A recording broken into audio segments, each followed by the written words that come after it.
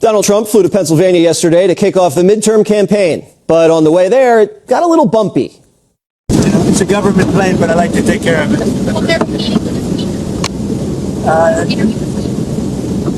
Hello? Somebody's in there. Come on out. Trump's happy to be back in the Keystone State, the state that won him the White House and the state where he survived an assassination attempt.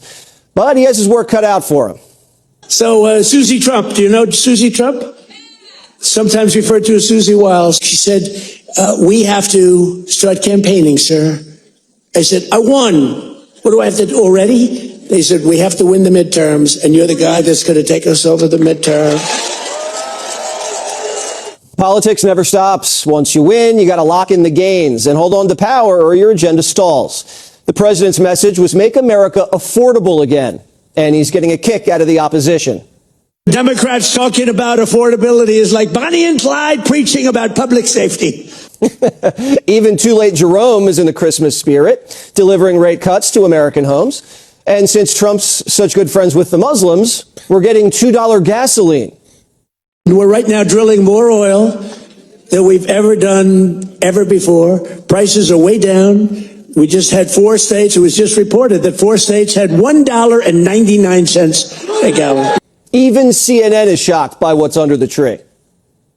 Look at this, a fresh 4.5-year low, 3.5-year low of $2.95 a gallon as of today. That is miles away from the all-time high set back in 2022 under former President Biden, above $5 a gallon. Lower energy lowers inflation, and lower migration means big, beautiful jobs. Before I entered office, 100% of all new net jobs were going to migrant workers. But since I took office, 100% of all net job creation has gone to American citizens. How about that? Now, how about that? Even I will give myself a hand. Icing illegals lowers rent and raises wages. In fact, net migration to America is down for the first time in 50 years. And Trump's frozen third world immigration. That means no more Somali pirates. And we have our savior in this room. His name is Secretary of the Treasury, Scott Bessent. He's right there. Under that beautiful exterior is a killer. He is in charge of the investigation of Somalia and the billions of dollars they have robbed from Minnesota, right? I hope you do your job. Trump's trying to keep America from looking like Europe. The president released his national security strategy, and it says Europe as a civilization is disintegrating. Its national identity is decaying. Censorship, mass migration, and low birth rates will lead to a situation where the continent will be unrecognizable in 20 years. President Trump said Europeans may not even be worthy allies. You can imagine some leaders in Europe are a little freaked out by what your posture is, and No, they should be freaked out by what they're doing to their countries. They're destroying their countries. Well, European Council and President, they're people I like, but they can't let this happen. And it gets to a point where you can't really correct it. There'll be a point, and it's very close to that point. and what will that mean? It will mean that they're no longer going to be strong nations. Does that mean they won't be allies Or anymore? they'll be, well, it depends, it depends. They'll change their ideology, obviously, because the people coming in have a totally different ideology. Europe's weak. So weak, they're not even in charge of their own homes. Can you guess who the most powerful man in Europe is? Drum roll. The esteemed Donald J. Trump. The most powerful man in Europe doesn't even live in Europe. He wasn't even born there. Sorry, Emmanuel. Politico's calling 47 the transatlantic shockwave. Trump prefers Ursula, calls him daddy. I want to run the United States. I don't want to run Europe. I'm involved in Europe very much. Might you endorse NATO candidates? calls me daddy.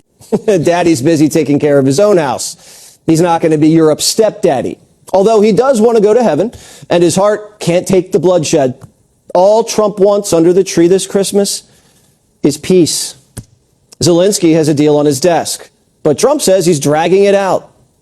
Okay. Well, he's going to have to get on the ball and start accepting things. When you're losing, because you're losing. Do you think Ukraine has lost this war? Well, they've lost territory long before I got here. You certainly wouldn't say it's a victory. I could show you a chart. It's a lot of land they lost. If Z keeps dropping the ball, Trump's going to put him on his naughty list. You know who else is on his naughty list? Maduro.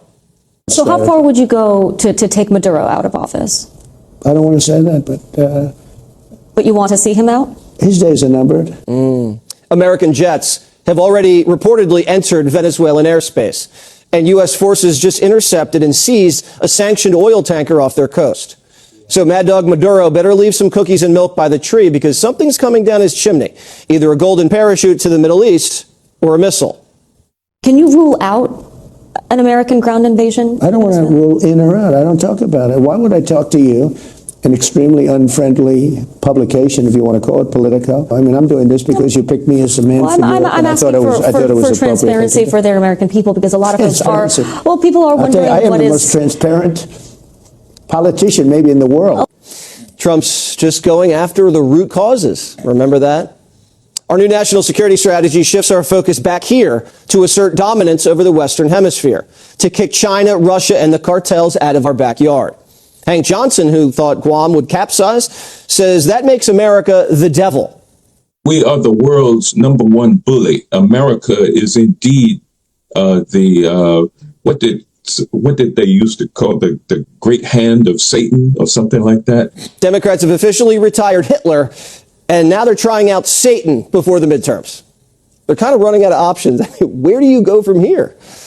Trump's not bullying anyone unless you're killing our people, breaking the law, or stealing our jobs. He's delivering peace and cash. Isn't that all we really want for Christmas?